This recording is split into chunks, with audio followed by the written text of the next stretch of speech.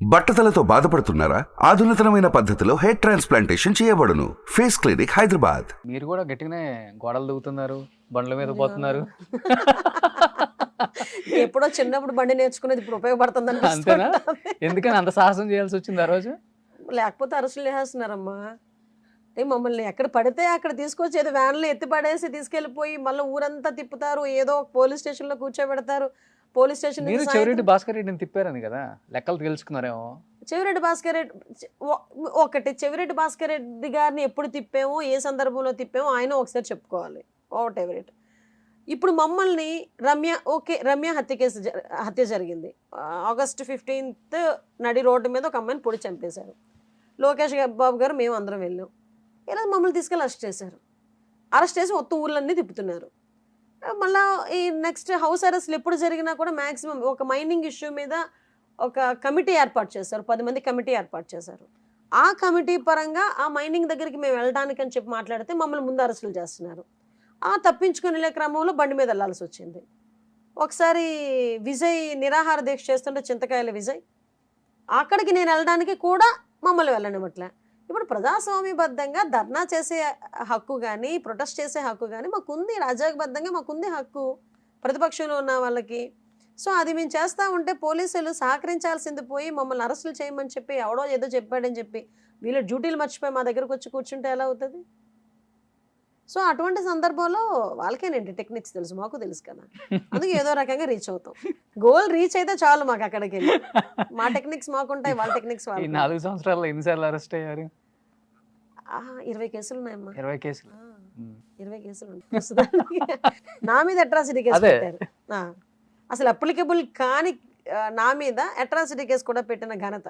Atrocity కేసులో case నమోదైన ఒక దళిత బిడ్డగా నేనే చరిత్రలో ఉండిపోతానేమో. రోజా గారికి మీకు వ్యక్తిగతంగా ఏమన్నా విభేదాలు ఉన్నాయా? ఆవిడేమన్నా నా చుట్టమా అండి, లేకపోతే మా పక్కింటి ఆవిడ, మా ఎదురింటి ఆవిడ, మాకు ఏదైనా, లేకపోతే సేమ్ ప్రొఫెషన్ అంటే ఇంతకు ముందు ఆవిడ ప్రొఫెషన్ వేరు, ఇంతకు ముందు నా ప్రొఫెషన్ వేరు. మా ఇద్దరికి రాజకీయంగా ఉన్న ఇద్దరికి అసలుకి రాజకీయ వైరం తప్పించి పర్సనల్ వైరాలు ఏముండవు. కాకపోతే ఆవిడ భాష నాకు నచ్చదు, నా భాష ఆవిడకి నచ్చదు. మీ భాష ఎబ్బట్టుగా ఉంటుంది, ఆ భాష ఇంకా అంత ఎబ్బట్టుగా ఉంటుంది. నా భాష ఆవిడకి నచ్చదు, నేను అందరికీ నచ్చదు అనట్లే. ఆవిడ భాష ఎవరికీ నచ్చదు. కలిసారు అసలు పర్సనల్ గా మీ ఇద్దరు? అసెంబ్లీలో కూడా ఒక్కసారి అనుకుంటే ఎదురుపడ్డాం. ఆ ఎదురుపడ్డేటప్పుడు కూడా ఇద్దరు మొబైల్స్ పట్టుకుని వెళ్ళిపోయాం. ఎప్పుడు ఎదురుపడలేదు, ఎప్పుడు హాయ్ అంటే హాయ్ అని కూడా మాట్లాడుకోలేదు ఎప్పుడు అసలు ఇంతవరకు కూడా. ఏమో మరి అదే మాకు రాజకీయ వైరం కాస్త పర్సనల్ వైరం అయిపోయింది కదా.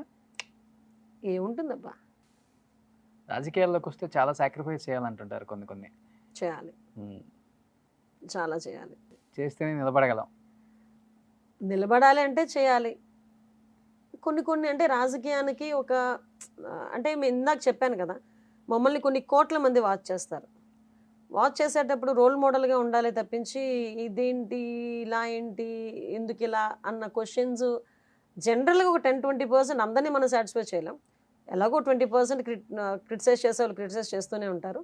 బట్ కంపల్సరీగా మన అపీరియన్స్ కానీ, మన మాట తీరు కానీ, మన బిహేవియర్ కానీ ఎవ్రీథింగ్ వాళ్ళు వాచ్ చేస్తారు కాబట్టి జాగ్రత్తగా ఉంటారు. లోకేష్ గారు యుగాలను స్టార్ట్ చేసినప్పుడు రకరకాల విమర్శలు వినాల్సి వచ్చింది. స్టార్ట్ అవ్వకముందు, స్టార్ట్ అయిన 1 or 2 daysలోనే. బట్ యువగలంలో మీరు ఆయనతో పాటు అడుగు వేసి నడిచొచ్చారు కాబట్టి యువగలంకి వెళ్ళినప్పుడు లోకేష్ గారి ఆలోచనలు కానీ, కార్యకర్తలు ఆయనతో మింగిలయ్యే విధానం కానీ, ముఖ్యంగా నాయకులు ఒక ఉత్తేజం వచ్చేసింది. ఎందుకంటే చాలా రోజుల నుంచి బాగా నీరు గారిపోయింది కదా. ఎగ్జాక్ట్లీ. లోకేష్ గారు యువగలం స్టార్ట్ అయినప్పుడు చాలా మంది మీరు అన్నట్టు ఏదేదో మాట్లాడారు. అవన్నీ కూడా పక్కకు తప్పించుకొని ఆయన డే స్టార్ట్ అయిన దగ్గర నుంచి అన్ని అవరోధాలే. ఈవెన్ ఆయన స్టేజ్ని ఆపేవారు, లేకపోతే ఆయన ఎక్కి నుంచున్న స్టూల్ని కూడా తీసుకునేవారు, మైక్ లాక్కునేవారు. పర్మిషన్ లేదని ఆయన వెహికల్స్ తీసుకెళ్ళిపోయారు, ఆయన సౌండ్ బాక్స్ వెహికల్స్ తీసుకెళ్ళిపోయారు, సీజులు చేశారు.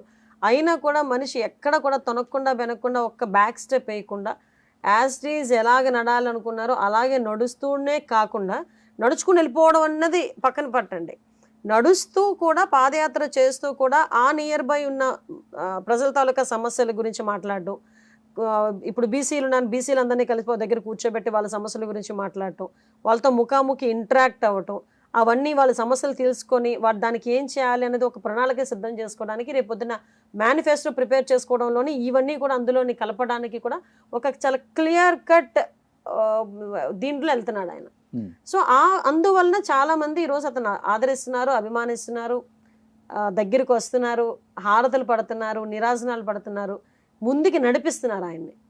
సో ఆ విషయంలో ఆయన సక్సెస్ అయినట్టే. యుగలం సక్సెస్ అయినట్టు అనుకుంటున్నారా? ఎగ్జాక్ట్లీ. రీసెంట్గా ఒక స్టేట్మెంట్ ఇచ్చారు కదా అనిత గారు, 4 కాదు 40 మంది టచ్లో ఉన్నారు, అంటే 5 నిమిషాలలో పార్టీ మారటానికి సిద్ధంగా వైసీపీ ఎమ్మెల్యేలు అని. వైసీపీ ఎమ్మెల్యేల పరిస్థితి ఎలా ఉంది తెలుసా? అచ్చచ్చా అదేం కాదు తమ్ముడు అని ఎమ్మెల్యే గారు అదేం కాదు, ఏం కాదు, కాసేపు ఆగండి అంటే గొడవ ఏడ్ చేసేలా ఉన్నారు అందరూ. పరిస్థితులు అలా ఉన్నాయి వాళ్ళ దగ్గర. పేర్లు చెప్పగలరా? 40 మంది వద్దులే కానీ ఒక 10 మందిని చెప్పగలరా? నేను ఇప్పుడు పేర్లు చెప్పాను అనుకోండి, వాళ్ళు వెళ్ళి అక్కడ కూర్చోబెట్టి వాళ్ళ నాన్న హింస పెడతారు, లేకపోతే నా మీద స్టేట్మెంట్లు ఇమ్మని చెప్తారు. ఏదో వాళ్ళు ఏదో బాధ కొద్దో భయం కొద్దో ఏదో రకంగా బయటకు వద్దామని ఉద్దేశం కొద్దో ఏదో మాట్లాడుకోనేయండి, అది వాళ్ళని వెరిఫై చేసుకోమనండి. నేను ధైర్యంగా వచ్చాను బయటికి, 40 మంది ఉన్నారు టచ్లోనే, కొంచెం చూసుకోమని చెప్పాం, చూసుకోమనండి. అంతే తప్పించి ఇప్పుడు వాళ్ళ పేర్లేని వాళ్ళని ఎందుకు వీధుల్లో పడేయడం, మనం అంత అవసరం లేదు కదా. మీరు అంత షాక్లో పెడితే ఎట్లా, అసలుకి ట్విస్ట్ పెడితే ఎట్లా? ట్విస్ట్ ఏం కాదు, మన ఉడదారు ఎవ్రీ ఇన్ఫర్మేషన్ ఉంటుంది. ఏమండి ఒక ఎమ్మెల్యేని మేము చంద్రబాబు నాయుడు గారిని ఎమ్మెల్యేగా కలవాలి అనుకుంటే వితౌట్ అపాయింట్మెంట్ మేము ఎప్పుడు కావాలంటే అప్పుడు వెళ్ళి ఒక రిప్రజెంటేషన్ ఇచ్చి మా నియోజకవర్గానికి ఏం కావాలో శాంక్షన్ చేయించుకుని తీసుకొచ్చుకునే కెపాసిటీ మాకుంది. మేము అలాగే వెళ్ళి తెచ్చుకునే వాళ్ళమి. 3 సంవత్సరాల వరకు ఎమ్మెల్యేలకు అపాయింట్మెంట్ లేదండి. మేము పదే ఎమ్మెల్యేలకు అపాయింట్మెంట్ లేదట అంటే అప్పుడు 2-3 అపాయింట్మెంట్లు ఇచ్చాడు. అదే ఆయన పరిస్థితి. మరి గోల్ పెట్టుకోక ఏం చేస్తారు? వీధుల్లో రోడ్లు లేవు, రోడ్డు మీదకి వస్తే జనాలు తంతున్నారు, తిడుతున్నారు. అందువల్ల వాళ్ళు ఎటు బాధ చెప్పుకోవాలో ఎవరికి చెప్పుకోవాలో తెలియదు. ఏదో జోన్కు ఒకడిని వైవి సుబ్బారెడ్డిని, సజ్జల రామకృష్ణారెడ్డిని, ఎవరిని రామచంద్రారెడ్డిని, విజయసాయి రెడ్డిని ఇలా 4 రెడ్లను పెట్టాడు, 4 భాగాలుగా కొట్టేసి.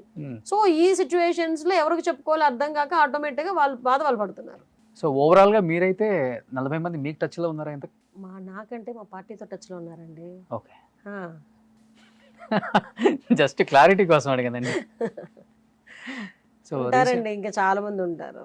అంటే టీడీపీ ఎజెండా చాలా బాగుంది, కార్యకర్తలు స్ట్రాంగ్గా ఉన్నారని చెప్తున్నారు, నాయకులు అంతకు మించి స్ట్రాంగ్గా ఉన్నారని అర్థమైపోతుంది. రీసెంట్గా లోకేష్ గారి పాదయాత్రలో మనకు చూస్తే యువకాలంలో ఎక్కడ చూసినా కానీ జనం కోకొళ్ళగా కనిపిస్తున్నారు. అండ్ నేను కూడా ఒక షూటింగ్ చూస్తుంటే కూడా అబ్జర్వ్ చేస్తే ఎక్కడ కూడా పెయిడ్ ఆర్టిస్ట్ లాగా అనిపించలేదు, పెయిడ్ బ్యాచ్ లాగా అనిపించలేదు. ఏదో తీసుకొచ్చేస్తున్నారు, పొలం ఎందుకులే, కార్యకర్తలు అందరూ ఇళ్ళలో వచ్చేసి పాదయాత్ర చేయండి అని చెప్తున్నారు. రకరకాలుగా వినిపించింది న్యూస్ నాకు. బట్ అబ్జర్వ్ చేస్తే అనిపించింది చాలా జెన్యున్గా జరుగుతుంది, స్వచ్ఛందంగా వస్తున్నారు కూడా. అంత మంచి క్యాడర్ పెట్టుకొని ఎందుకని జనసేన వైపు చూడాల్సి వస్తుంది టీడీపీ? ఒక్కొక్కసారి ఒక రాక్షసుని చంపడానికి దేవతలందరూ యాక్టివ్ అవుతారు. దానివల్ల రాక్షసుడి బలం ఎక్కువైనట్టు కాదు, దేవతల బలం తక్కువైనట్టు కాదు. కొన్ని సినారియాస్లో ఎవరిని ఎలా కొట్టాలి అలాగే కొట్టాలి. భక్తులు ఆలోచించాలి, అట్లా ఆలోచించరు కదా. అలాగే ఆలోచిస్తారు కాబట్టే శక్తి స్వరూపిణి అని చెప్పి ఆ దేవతను పూజిస్తారు కూడా. ఆ లెవెల్లో ఎవరు ఆలోచించరు, మీరు ఆలోచించండి. సుమన్ టీవీలో మీ పర్సనల్ అండ్ బిజినెస్ ప్రమోషన్స్ కోసం కింది నెంబర్కి కాంటాక్ట్ చేయండి.